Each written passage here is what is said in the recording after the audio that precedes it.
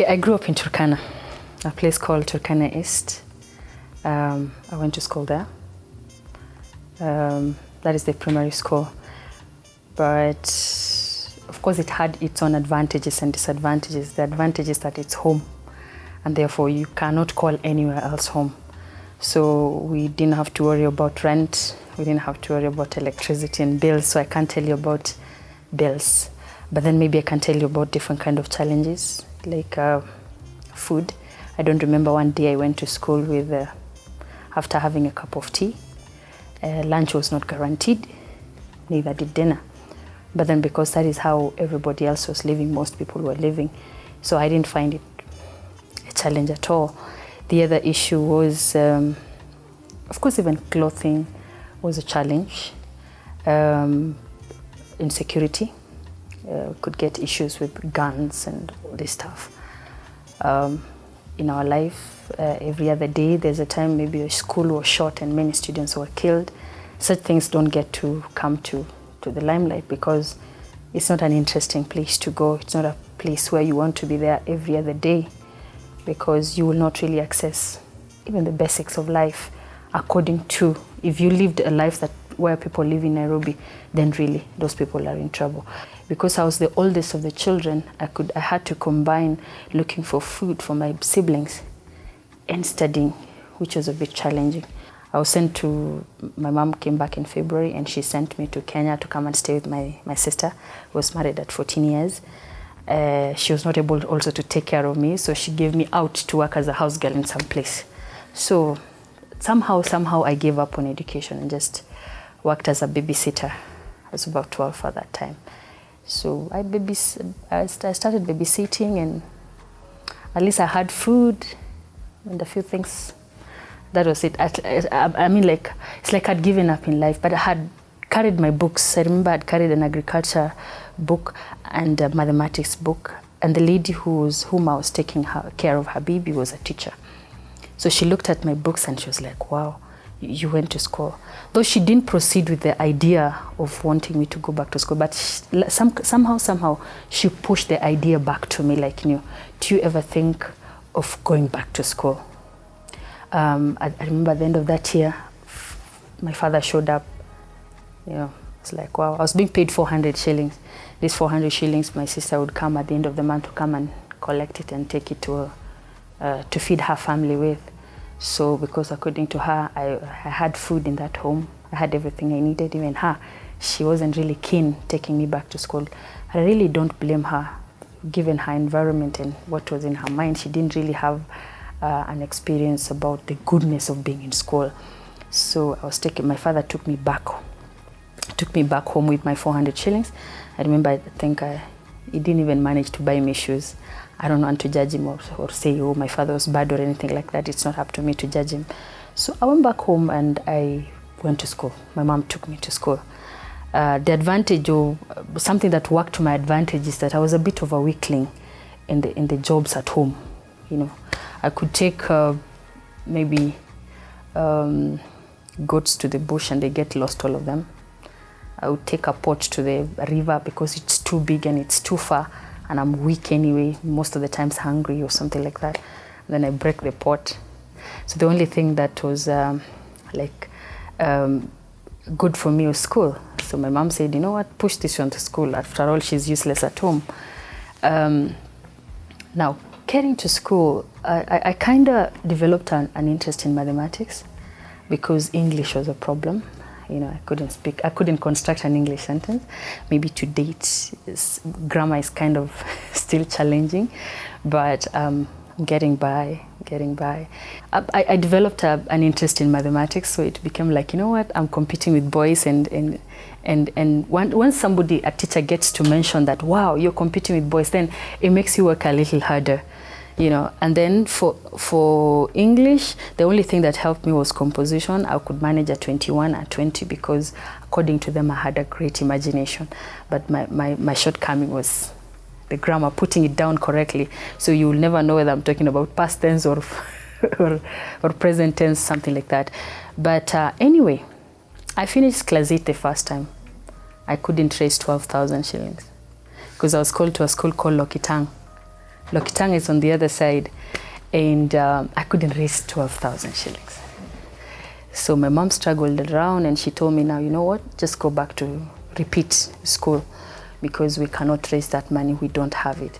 Now, because I only obeyed my mom, I just obeyed her, I went back to school. But looking forward, I didn't see a way I was going to go to high school. Now,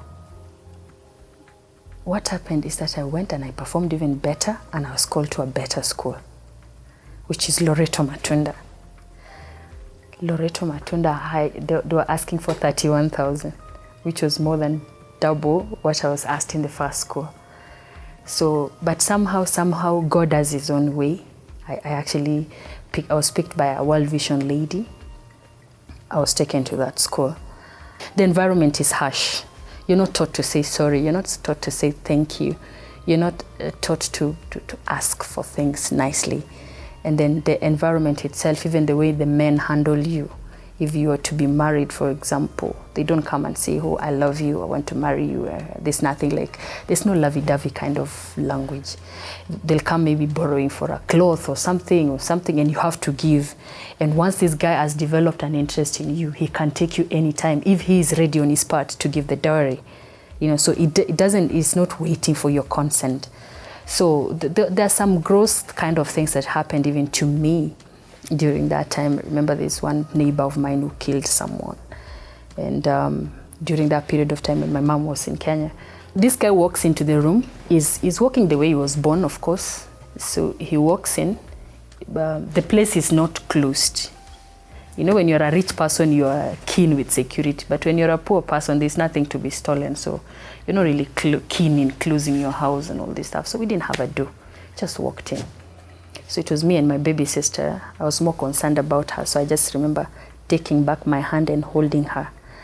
And I was too weak and too scared. I don't think I could have even screamed or anything like that. But that is when I normally say God intervened in that situation, because I told him, he had already started touching my legs like this. I told him, I'll scream, the police is looking for you. That's the only statement that made him leave. But otherwise, he could have done anything. And when you're raped in Turkana, you will not report it to anybody, because you are supposed to be strong to take care of yourself. And the man can easily go and say, no, she accepted. Nobody will really bother following that story and finding out if it is true or not. I can say it has made me stronger. It has made me, and especially now that I'm comparing it with the way other people are, I don't complain about small things that don't make sense. I think I've seen tougher things to complain about. My expectations on people is very little, such that it makes me appreciate what people do. Kenya has nice people. It has kind people.